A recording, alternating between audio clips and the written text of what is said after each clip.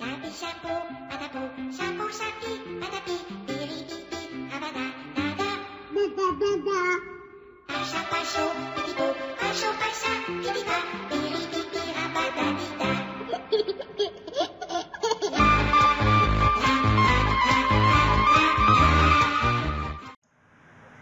Deuxième exercice sur le thème de la coplanarité.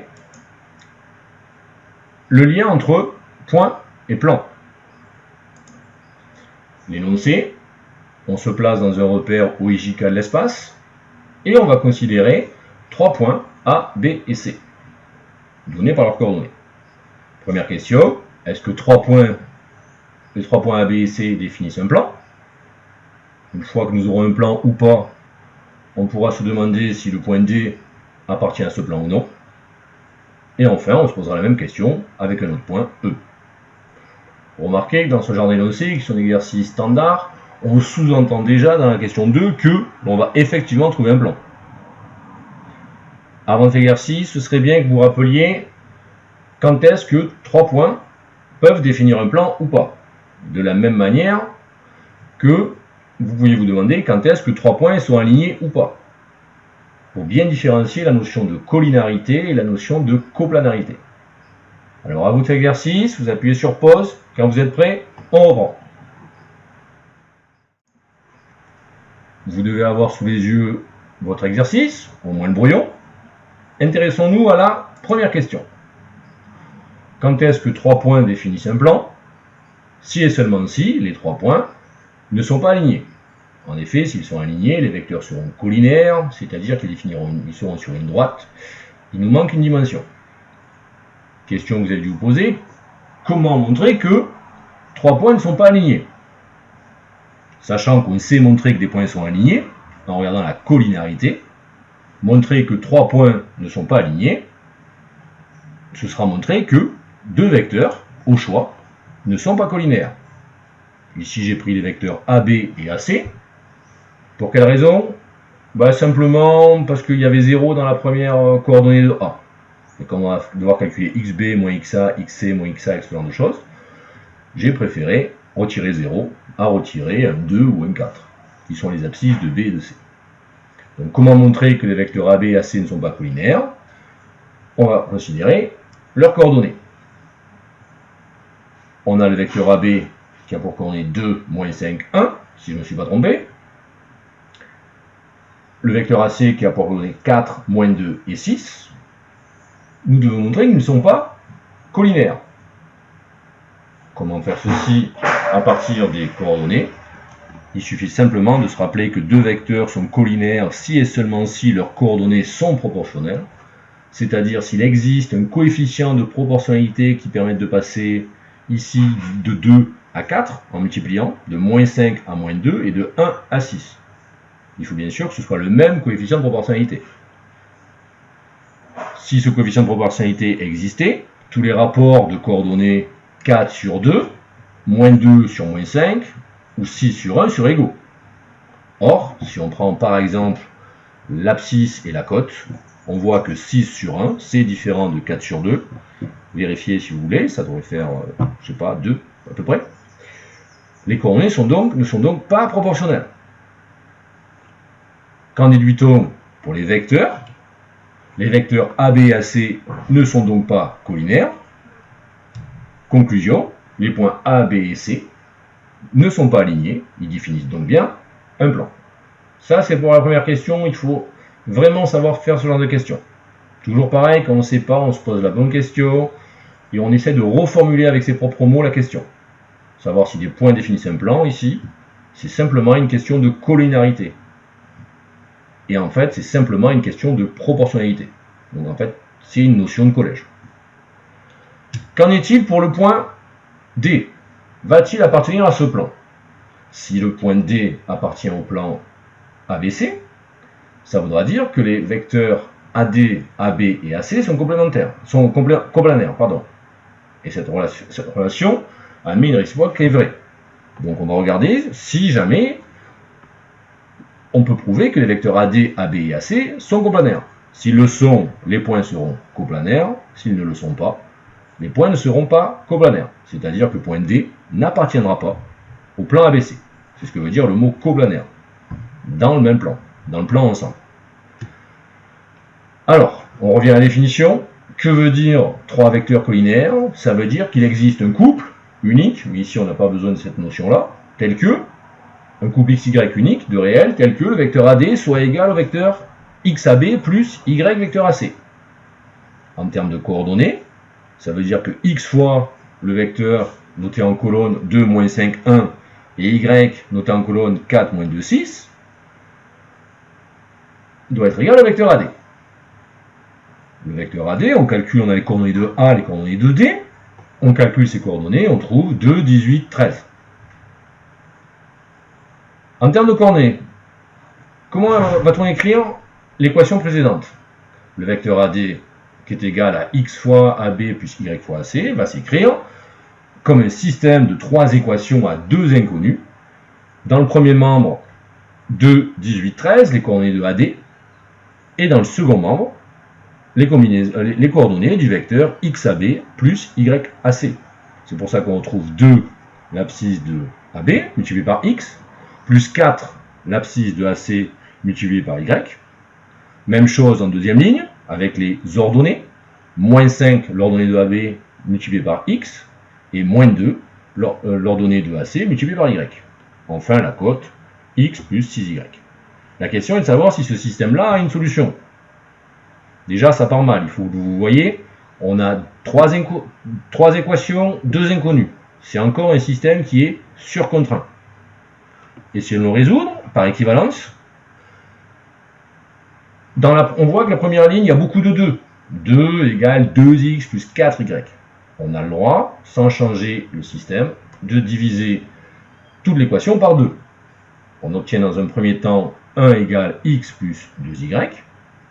J'ai retranché 2y aux deux membres de l'équation pour isoler x, et j'obtiens dans la première équation x égale 1 moins 2y. Notre système précédent est donc équivalent à celui que vous voyez à droite, x égale 1 moins 2y, 18 égale moins 5x moins 2y, et 13 égale x plus 6y. L'idée, c'est de procéder par substitution. Comme j'ai une expression de x en fonction de y, je vais remplacer dans les deux dernières équations toutes les apparitions de x par 1 moins 2y. Après quelques calculs que je vous laisse faire, ou que vous avez sûrement fait, on retrouve un système encore équivalent. La première ligne est inchangée.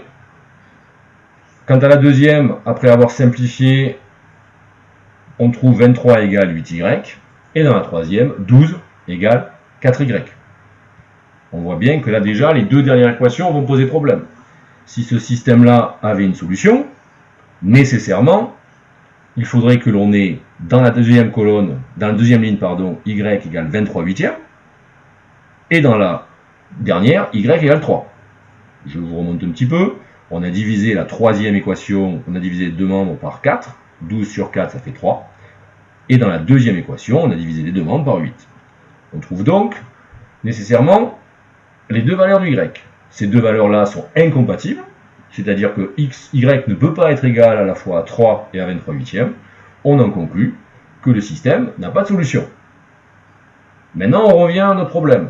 Le fait que le système n'a pas de solution, ça veut dire qu'il n'existe pas de couple XY tel que AD puisse s'écrire XAB plus YAC, c'est-à-dire que les vecteurs AB, AC et AD ne sont pas coplanaires. Enfin, les points A, B, C et D ne le sont pas non plus. D'accord?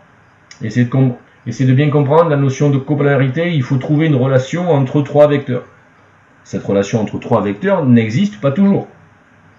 Pour montrer qu'elle n'existe pas, on écrit nécessairement, on raisonne par condition nécessaire. Si elle existait, il se passerait ça.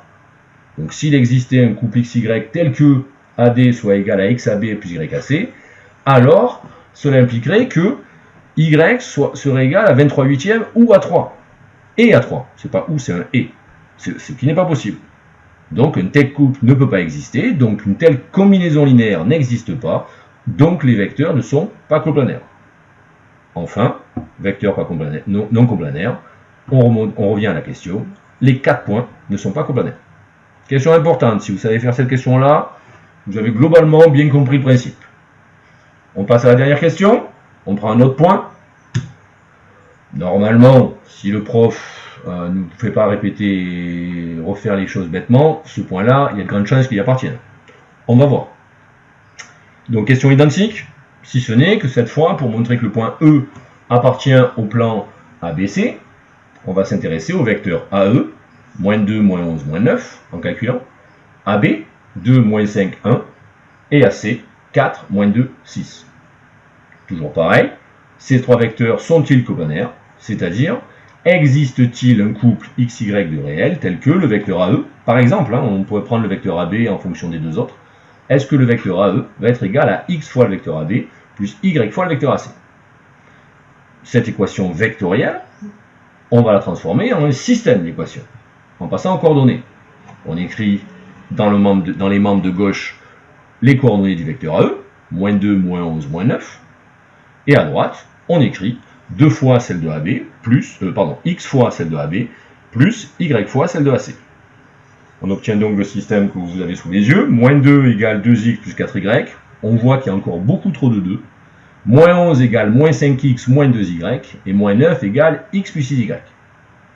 On va essayer de résoudre ce système-là, c'est-à-dire voir s'il a des solutions ou pas, et si jamais il en a, les trouver. Première chose à faire, il me semble la plus évidente, c'est de diviser les deux membres de la première équation par 2. On obtient moins 1 égale x plus 2y, et les deux autres équations sont inchangées. À ce stade, puisque dans l'exercice précédent, dans la question précédente, je l'ai faite par substitution, ici on va le faire par combinaison, qu'on appelle la méthode de Gauss, ou par combinaison linéaire. Oui, encore combinaison linéaire. Que va-t-on faire? On voit la présence des deux x dans la première équation et dans la troisième. Il est naturel de vouloir remplacer la dernière équation par la différence de la troisième équation et de la première. Moins 9 moins 1 va donner moins 8. X moins x plus 2x. Et il ne nous reste plus qu'à faire 6y moins 2y. On obtient 4y dans le deuxième membre de la troisième équation. Cette idée est trop belle pour ne pas la répéter dans la deuxième équation. Là, ce que l'on voit, c'est la présence des 2y dans la première équation et moins 2y dans la deuxième équation. Là, c'est encore plus simple. Il suffit simplement de sommer, membre à membre, la première équation et la deuxième. On obtient moins 11 moins 1, ça fait moins 12. Moins 2y et plus 2y, comme on voit, les y disparaissent. Il ne nous reste plus qu'à faire moins 5x plus x, et on obtient moins 4x. Dernière étape, résoudre les équations que l'on peut et vérifier que ce système a des équations ou pas.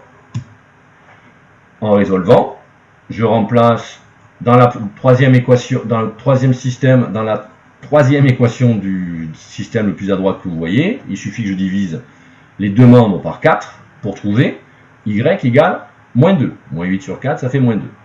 Y égale moins 2, vous voyez, en troisième équation de mon système résolu. Quant à x, la deuxième équation, je divise les deux membres par moins 4. Moins 12 sur moins 4, ça fait 3. On trouve x égale 3. Donc là, on pourrait dire qu'on a des valeurs de x et y. Mais ça ne suffit pas. Le couple x-y doit être solution des 3 équations, et pas seulement de 2 équations. Donc la dernière étape, c'est de vérifier que la première équation est compatible avec les deux dernières. Comment faire ça? Simplement en faisant bien attention et en remplaçant dans la première équation les valeurs de x et y par les valeurs qu'on a trouvées. On a trouvé x égale 3 et y égale moins 2. On remplace dans la première équation 3 plus 2 fois moins 1. On obtient bien moins 1. D'accord? Donc, conclusion, le système a bien une solution, le couple de coordonnées 3, moins 2. Coordonnées en x, y, c'est pas du tout, c'est pas du tout les coordonnées de A, de B et de C. Ce système-là, il a donc une solution, c'est-à-dire que l'on peut écrire le vecteur AE comme étant égal à 3AB moins 2AC. Qu'importe les coefficients, l'important c'est que les vecteurs AE, AB et AC sont liés par une combinaison linéaire. Conclusion, les vecteurs AE, AB, AC sont coplanaires. Pour répondre à votre question, ça veut dire que le point E appartient bien au plan ABC. Pareil, cet exercice-là est important, ce serait bien que vous sachiez le faire, le refaire, et si vous l'avez compris, globalement, la notion de coplanarité sera comprise pour vous. Je vous remercie.